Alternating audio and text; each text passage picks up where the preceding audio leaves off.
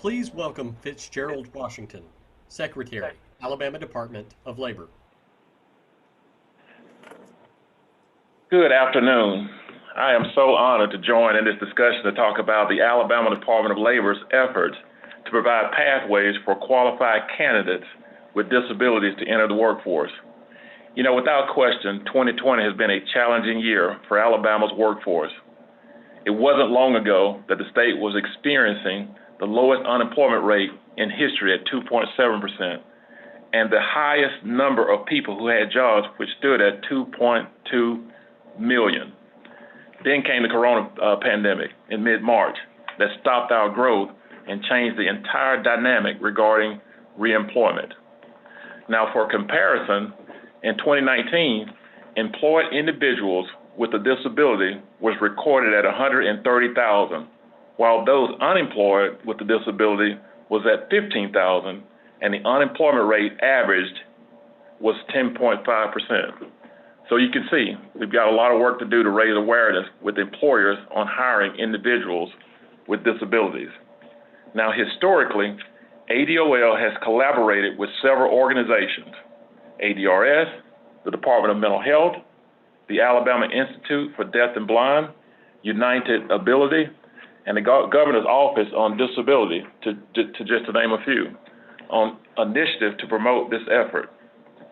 Now, one of the most successful initiatives we launched has been the Governor's Disabilities Job Fair. We kicked off this program in 2016, where we hosted an employers-only summit to share a variety of resources from many state and local agencies. Now, we ended the Employer Summit with this question, and the question was, if we held a jobs fair specific to hiring those individuals with disabilities, would you participate and hire? 98% of those employers in the audience said yes, they would. Then I remember meeting with Governor Ivey and discussing the idea of asking, could we name the event after her? And she graciously approved the plan and has been a main driver behind the job fair ever since. Now, from that kickoff meeting, we held our first ever Governor's Job Fair for people with disabilities in Birmingham in 2017. Part of that strategy was to host the event in October because the tie-in to the National Disability and Employment Awareness Month. We then moved the event to Huntsville the following year, and last year we held the job fair in Montgomery. The job fair was also planned for Mobile this year, but due to the pandemic, we decided to postpone the event until next year. So from 2017 through 2019, we had and recruited over 250 employers, and over 2,500 job seekers participated in our 3 disability job fairs.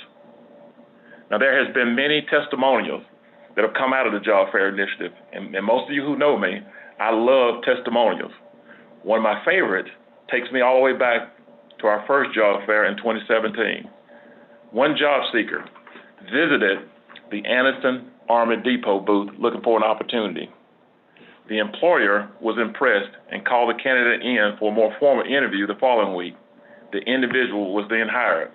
Now, how about the next year when we held the job fair in Huntsville? I arrived early, as I normally do, to meet with the employers to let them know how much we appreciate them for participating in our job fairs.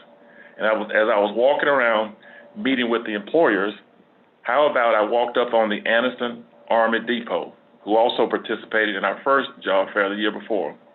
And to my surprise, I saw the same individual who was hired in Birmingham, but this time she's on the other side of the desk, and now she is recruiting for the company, looking for qualified candidates to fill roles. Wow, how excited I remember I was. And I remember also Commissioner Bertishaw also was there, and she too was excited over what we saw. You know, I mentioned earlier the support from Governor Ivey as an example of her commitment on raising awareness of hiring people with disabilities.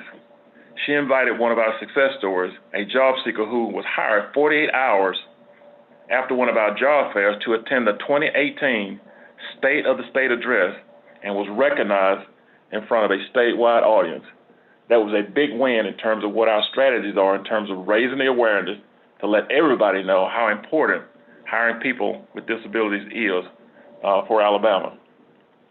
You know, not long ago, I was asked by an employer, why should we, as an employer, care about creating a disability-inclusive workplace?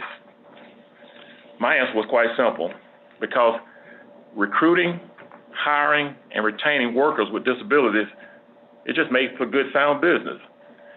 Individuals with disabilities bring a unique skill set, such as creativity, innovation, and problem solving.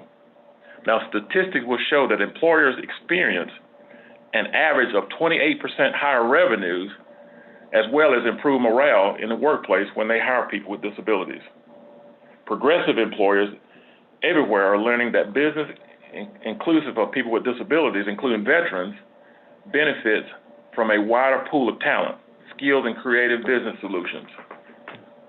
Now, there are numerous characteristics associated with disability-friendly companies. And what's often surprising to employers is that most inclusive practices geared towards employees and job seekers with disabilities have an added bonus of benefiting everyone. Some of the common characteristics of a disability-inclusive companies include fostering an inclusive business culture, starting with an impression or a commitment from the highest level and carried across the entire organization. Secondly, ensuring disability-inclusive outreach and recruitment by developing a relationship with a variety of recruitment resources in order to build a pipeline of qualified candidates with disabilities for the future. Promoting a disability-inclusive talent acquisition and retention process by establishing personnel systems and job descriptions that facilitate not only the hiring, but also the advancement of qualified individuals with disabilities. And then finally, another characteristic in terms of a disability-inclusive company include providing the accommodation for employees with disabilities may need to do their jobs effectively, whether that means through technology, through flexible schedules, or other reasonable accommodations or productivity enhancement. So those are just a few characteristics where we feel like companies are and will continue to be successful by hiring people with disabilities. Now, ADOL is proud of our commitment and excited to have ADRS as a core partner in our Career Center statewide. Now, despite the challenges that currently exist due to the pandemic, we know that employers are still looking for skilled workers to fill open positions. Now is a better time than any to visit one of our 53 career centers to receive assistance. Some of that assistance include resume writing, interviewing techniques, education and vocational training, and also WIOA training program. Best of all these and more of these resources are provided at no charge. And let me say it in final, ADOL will continue to collaborate with both state and local level, on both state and the local level, on ways to enhance opportunities in terms of hiring people with disabilities. We strongly believe in diversity through inclusion. My hope is that by our actions, we have created a generational change through job creations for many Alabamians with disabilities. So we are really proud at ADOL in terms of what we've done in the past, but we know our work is not done. As you know, the current climate right now suggests that we should be doing more. And again, there's opportunities out there just based on the conversations that we've had with employers to hire people, specifically hiring people with disabilities. And this will always continue to be our main goal. So with that, I appreciate the opportunity to update this group on our call, and I'd be more than happy to take any questions, or if anybody needs to reach us, I certainly want to suggest they go to our website, which is labor.alabama.gov.